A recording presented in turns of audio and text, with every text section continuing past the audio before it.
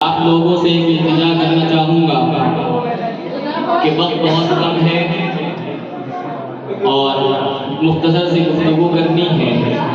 اس مختصر سی گفتگو کو بامعنی اور با اثر اور فائدہ مند بنانے کے لیے مجھے آپ کے تعاون اور مدد کی ضرورت ہے۔ تعاون اور مدد یہ ہے کہ آپ بالکل خاموش ہو جائیں، ایسے ہو جائیں کہ جیسے یہاں پر انسان نہیں بے جان چیز رکھی ہوئی ہے۔ آپ خاموش ہوں گے تو مجھے کہنے میں مزہ آئے گا، آپ کو سننے میں مزہ آئے گا، ورنہ بات یوں ہی رائے گا اور فضول ہو جائے گی۔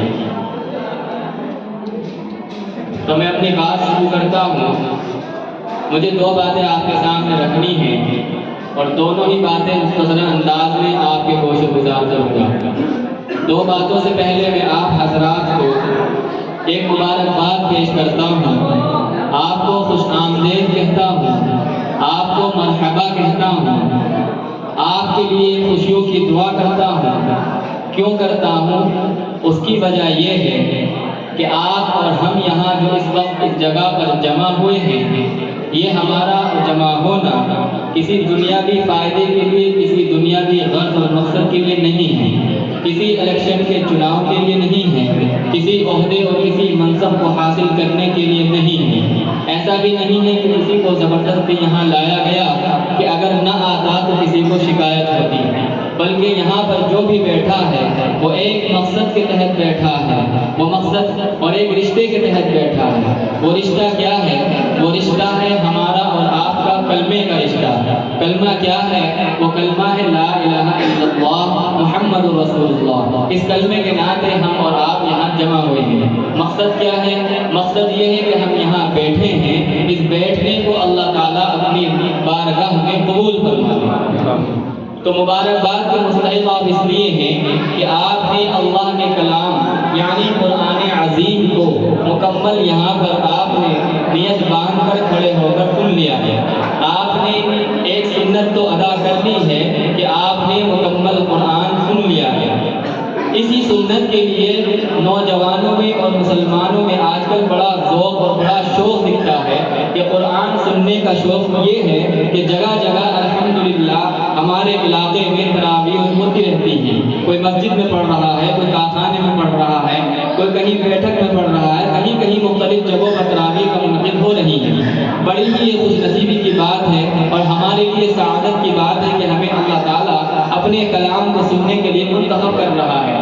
لیکن دوسری جو سنت ہے اس سنت میں ہم لوگ بڑے کوتاہ ہیں، بڑے کمی کرتے ہیں۔ وہ دوسری سنت ہے پورے مہینے مسلسل 20 رکعت تراویح پڑھنا۔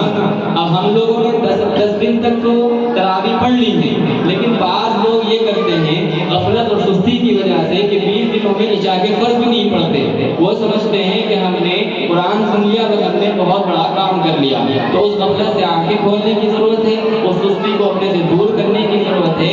انشاءاللہ جب تک چاند نہیں دکھے گا ہم لوگ تراویح با جماعت 20 رکعت اسی طرح مسلسل پڑھتے رہیں گے۔ ضروری نہیں آپ یہاں پڑھیں، بس آپ کو پڑھنی ہے، آپ مسجدوں کے اندر جا کر پڑھیں، کہیں اور جا کر پڑھیں یا اپنے محلے میں پڑھیں۔ یہ تو ہو گئی تمہیدی بات۔ میں نے آپ سے شروع میں وعدہ کیا تھا میں آپ سے 2 باتیں کروں گا، ان میں سے پہلی بات کی آدھی بات ہو گئی، آدھی بات رہ گئی ہے۔ وہ آدھی بات کیا ہے؟ میں نے آپ کے سامنے قرآن کی ایک آیت پڑھی، یا ایھا الذین آمنوا من یرتد منکم عن دینہ فسوف یأتی اللہ بقوم یحبهم ویحبونہ۔ وہ آیت کیا کہنا چاہتی ہے؟ آیت یہ کہتی ہے کہ اللہ تعالیٰ اپنے بندوں سے لاڈ بھی کر رہے ہیں اور ایک بات کی دھمکی اور ایک بات بے ملا کہہ رہے ہیں۔ کیا کہہ رہے ہیں؟ کہتے ہیں کہ اے ایمان والو، اگر تم ایمان لے آئے، تم دین اسلام میں داخل ہو گئے تو یہ مت سمجھنا کہ اس میں اللہ تعالیٰ کی کوئی غرض تھی، یہ مت سمجھنا کہ اللہ کو تمہارے ایمان کی کوئی ضرورت تھی، یہ مت سمجھنا کہ تمہارے ایمان لانے سے اللہ کی عزت میں، اللہ کی ویلیو میں یا اللہ کی بادشاہت اور اللہ کی سلطنت میں کوئی اضافہ ہو گیا۔ اس گمان میں مت رہنا۔ یہ اگر آپ کے دماغ میں غلط فہمی ہے تو ابھی نکال لو۔ قرآن کی آیت کہتی ہے من یرتد منکم عن دینہ، جو بھی تم میں سے اللہ کے دین کی تعلیمات سے منہ موڑ لے گا، اللہ کہتے ہیں کہ مجھے تمہاری بالکل پرواہ نہیں ہوگی۔ کیوں؟ فسوف یأتی اللہ بقوم، میں تمہاری جگہ ایسے لوگوں کو لے کر آ جاؤں گا جو اللہ ان سے بھی محبت کرے گا، وہ اللہ سے بے پناہ محبت کریں گے۔ کوالٹی کیا ہوگی کہ اعزۃ علی الکافرین، اذلۃ علی المؤمنین، اعزۃ علی الکافرین، کہ جب مومن سے ملے گا تو بڑا ہی نرم دل ہوگا، بڑا ہی ویلیبل ہوگا، بڑی عزت کرنے والا ہوگا، لیکن جب اس کا میرے دین کے دشمنوں سے مقابلہ ہوگا، خواہ وہ مقابلہ زبانی ہو، خواہ وہ مقابلہ تحریری ہو، خواہ وہ مقابلہ اسلحے اور ہتھیار کے زور پر ہو، تو وہ لوگ کافروں کو چھڑی کا دودھ یاد دلائیں گے۔ میں ایسے لوگوں کو پیدا کروں گا۔ آج اس بات سے، اس آیت کو پڑھنے کے بعد، اس آیت کو دیکھنے کے بعد دو باتیں معلوم ہوتی ہیں۔ پہلی بات تو یہ کہ جس طرح ہم اللہ سے محبت کرتے ہیں کہ اللہ ہمارا رب ہے، اللہ ہمارا خالق ہے، وہ کھانے کو دے رہا ہے، پینے کو دے رہا ہے، یہ سانسیں جو چل رہی ہیں اس کے حکم سے چل رہی ہیں، ہم اور آپ یہاں بیٹھے ہیں اس کے حکم سے بیٹھے ہیں، ورنہ کائنات کی کوئی شے، کائنات کا کوئی ذرہ، کائنات کا کوئی حرف، کائنات کا کوئی پتا اس کی مرضی کے مطابق حرکت بھی نہیں کر سکتا۔ یہ پتہ چلا کہ جس طرح ہم اللہ سے محبت کرتے ہیں وہ بھی اللہ تعالیٰ ہم سے بھی اسی طرح محبت کرتا ہے۔ کیا دلیل ہے؟ چلو ہماری اللہ سے محبت کرنا سمجھ میں آتا ہے، ہر کوئی کہے گا میں اللہ سے محبت کرتا ہوں، کوئی بھی نہیں ہوگا جس سے پوچھوں گا کہ آپ کو اللہ سے محبت ہے کہ نہیں کہ وہ نبی میں جواب دے، سب کا جواب ہاں میں ہوگا کہ مجھے اللہ سے محبت ہے۔ لیکن ایک طرفہ محبت کام نہیں کرتی، ایک طرفہ محبت تکلیف دیتی ہے، ایک طرفہ محبت میں رسوائیاں ہوتی ہیں۔ محبت وہ ہے جو دو طرفہ ہو۔ آپ نے محبت کا فارم بھر دیا، آپ نے محبت کے دعوے کر دیے مجھے اللہ سے محبت ہے، لیکن کیا اللہ بھی کہہ رہے ہیں کہ مجھے تم سے محبت ہے؟ اس کا پتہ کیسے چلے کہ محبت ایک طرفہ ہے کہ محبت دو طرفہ ہے؟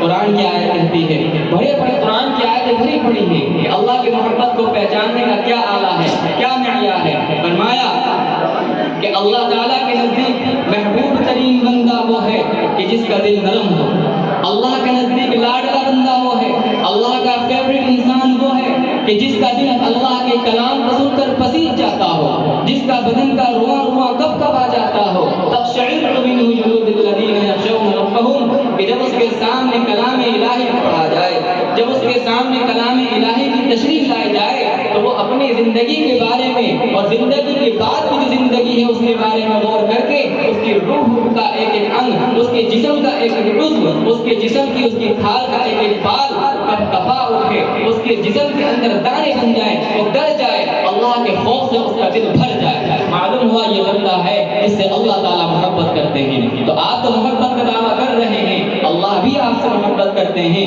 وہ محبت کی نشانی یہ ہے کہ ہمارے دل پر قرآن اثر کرتا ہو، یہ نہ ہو کہ قرآن پڑھا جا رہا ہے اور ہم اپنے کام میں لگے ہوئے ہیں، قرآن سنایا جا رہا ہے، آپ پیٹ پھیر کر جا رہے ہیں۔ یہ وتیرہ تو کفار مکہ کا تھا کہ جب حضور عربی صلی اللہ علیہ وسلم مکہ کے میدانوں میں، مکہ کے علاقے میں، مکہ کے گھروں میں قرآن پڑھا کرتے تھے تو کافر کہا کرتے تھے کہ اس قرآن کو ہم سے دور کر دو، ہم سے سنا نہیں جاتا۔ وہ قرآن کو خاموش کرنے کے لیے ہر طرح کی سازشیں اور اسکیمیں رچا کرتے تھے۔ اور غور کرو، یہ کافر جو آج بھی دنیا میں موجود ہیں، ان کا ڈی این اے بھی انہیں کافروں سے ملا ہوا ہے۔ بیٹا باپ ہی کے نقش قدم پر چلتا ہے، وہ مر گئے لیکن ان کا اثر نسل در نسل، نسل در نسل یہاں تک آ رہا ہے۔ جیسے کہ آپ کے ڈی این اے میں صحابہ کا ڈی این اے موجود ہے، وہ ایمان والے تھے، ان کی اولاد ایمان والی، پھر ان کی اولاد کی اولاد ایمان والی، یہاں تک کہ اسلام رگوں میں، سلکوں سلکوں میں، پشتوں پشتوں کے اندر ہوتا ہوا آپ تک وہ مجھ تک پہنچا ہے۔ تو جس طرح میرے اور آپ کے ڈی این اے میں ان ہستیوں کا ڈی این اے موجود ہے، ان ہستیوں کا خون ہماری رگوں میں دوڑ رہا ہے، تو ہمارے جو مخالف ہیں، جو قرآن کے ازلی دشمن ہیں، جو چاہتے ہیں کہ قرآن کسی طرح نہ سنا جا سکے، قرآن کی آواز کانوں میں نہ پڑے، مسجدوں کے مائک کو دبا دو، اگر مائک لگانے تو اس کو محدود کر دو، مسجدوں کے ایریے میں آواز بند کر دو، ان کی آوازیں کے دم توڑ دو، یہ عام جگہوں پر، یہ چوراہوں پر، یہ پبلک کے پیلیس پر کہیں قرآن کی تلاوت نہ کر سکیں۔ میرے بھائیو، یہ تو قرآن وتیرہ ہے، ہوتا چلا آیا ہے اور ہوتا رہے گا۔ اسلام نے کبھی ان کے سامنے ہتھیار نہیں ڈالے، قرآن پڑھنے والوں کی تعداد کبھی نہیں گھٹی، بلکہ تجربہ یہ ہے، مشاہدہ یہ ہے، معلومات یہ ہے کہ جتنا اس کو دبایا گیا ہے اتنا ہی اس کا جادو سر چڑھ کے بولا ہے، اتنا ہی اس کا دائرہ وسیع ہوا ہے۔ اگر آپ عالمی خبروں پر نظر رکھتے ہیں، اگر آپ اپنے دائیں بائیں دیکھنے کی کوشش کرتے ہیں، اگر آپ کو دیواروں پر لکھا نظر آتا ہے، اگر آپ ہوا میں پڑھنا سیکھنا ہے، اگر دیکھیں اس وقت سب سے زیادہ کون سا مذہب پھیل رہا ہے؟ وہی مذہب پھیل رہا ہے جس مذہب کی بنیادی کتاب قرآن کریم ہے۔ اور اب تک تو آپ سنتے آتے تھے کہ غریبوں نے اسلام قبول کیا، فقیروں نے اسلام قبول کیا، ان لوگوں نے اسلام قبول کیا جن کے پاس آگے پیچھے کچھ نہیں تھا۔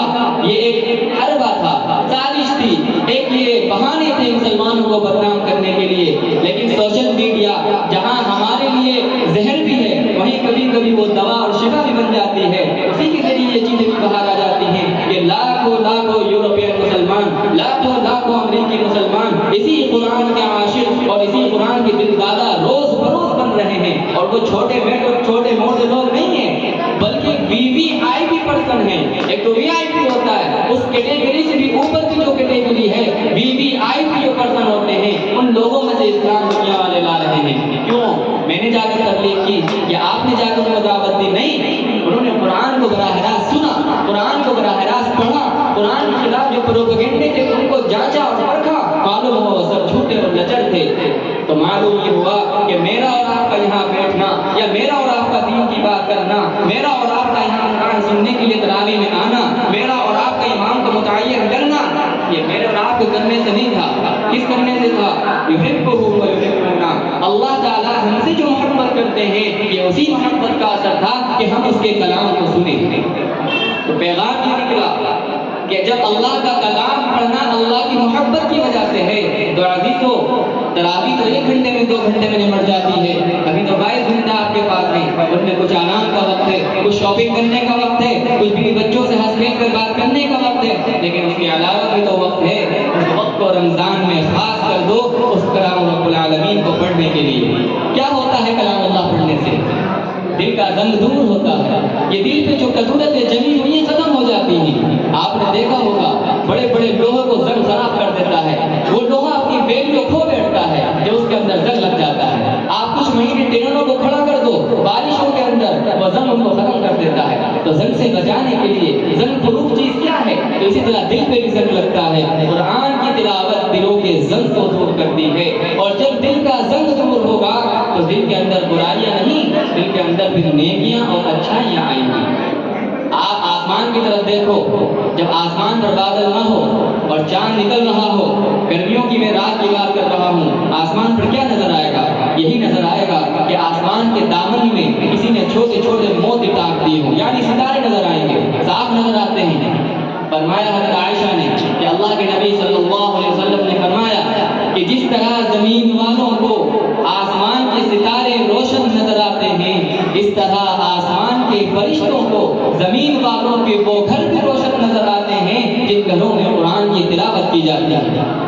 تو آج میں اپنے گھر کا DM صاحب کو پتہ بتانے کے لیے مرتا ہوں، میں ان کو دعوتیں کرتا ہوں، وہ آتے نہیں، ان کے لیے سفارشیں لگاتا ہوں، میرے گھر کی ایک چائے پی لیجیے، ایک گھونٹ پانی پی لیجیے۔ DM صاحب سے اوپر کی کوئی شخصیت ہو اس کے لیے دکھ جاتا ہوں، ریٹ کارپیٹ نہ ملے تو خود ہی دکھ جاتا ہوں کہ میرے اوپر کو چل کر میرے گھر میں تشریف لائیے۔ آپ کا آنکھوں سے آپ اس کا اپنی پلکوں سے استقبال کرتے ہیں، اس لیے کہ ذرا آفیسر سے بات رہے گی تو شہر میں ہماری بھی دھاک رہے گی، ذرا 2 کام ہمارے بھی آسانی سے بن جائیں گے، باقی تو کوئی فائدہ نہیں۔ ایسا تو نہیں ہے کہ DM صاحب کا جو دوست ہے تو ملک الموت اس کی روح بڑی آسانی سے نکالتے ہیں، یا ایسا ہے کہ جس کی بندگی سے دوستی اور یاری ہے قبر اس کو سلامی دیتی ہو، ایسا ہے؟ ایسا بالکل نہیں ہے۔ تو پھر کیا فائدہ ایسی دوستی کا؟